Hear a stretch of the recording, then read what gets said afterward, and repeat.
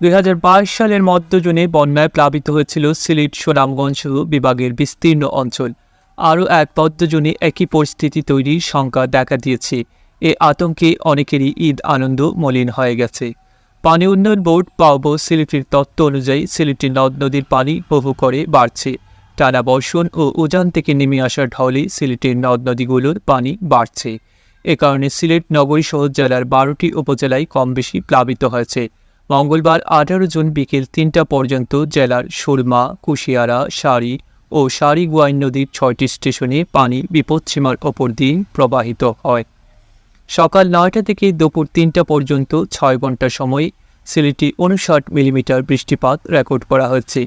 অপরদিকে সুনামগঞ্জে পূর্ববর্তী 24 ঘন্টায় বৃষ্টি হয়েছে 67 মিলিমিটার। সকাল 6টা থেকে 9টা পর্যন্ত 3 ঘন্টায় সুনামগঞ্জ পৌর শহরের 16 পয়েন্টে সুরমা নদীর পানি বেড়েছে 27 সেন্টিমিটার।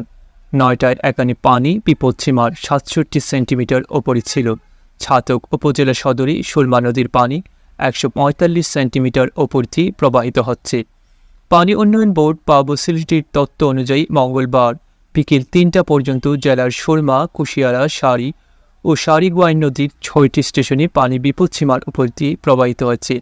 এর মধ্যে সুরমা নদীর কানাইঘাট স্টেশনে 131 সেন্টিমিটার ও সিলেট স্টেশনে 25 সেন্টিমিটার, কুশিয়ারা নদীর অমলশীত স্টেশনে 39 সেন্টিমিটার ও ফেঞ্চুগঞ্জ স্টেশনে 85 সেন্টিমিটার, সারি নদীর সারিঘাট স্টেশনে 47 সেন্টিমিটার এবং সারি-গোয়াইন নদীর গোয়াইনঘাট স্টেশনে 30 সেন্টিমিটার ওপর দিয়ে প্রবাহিত হচ্ছে পানি।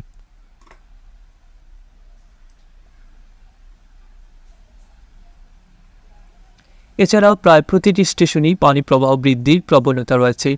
পূর্ববর্তী 24 ঘন্টায় সিলেটের লালাখালী 333 মিলিমিটার বৃষ্টি হয়েছে।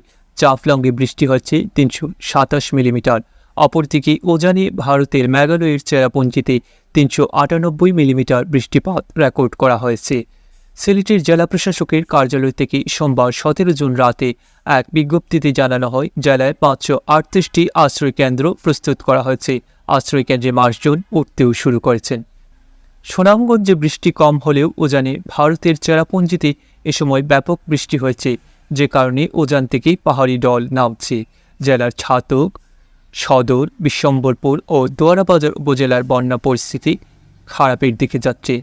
ছাতক সিলেট সড়ক, সুনামগঞ্জ তাহিরপুর সড়ক, সুনামগঞ্জ দোয়ারাবাজার সড়ক প্লাবিত হয়, সরাসরি যান চলাচল বন্ধ আছে। সুনামগঞ্জের জেলা প্রশাসকের কার্যালয় জানিয়েছে, বন্যা পরিস্থিতি মোকাবেলায় তারাও প্রস্তুত রয়েছে।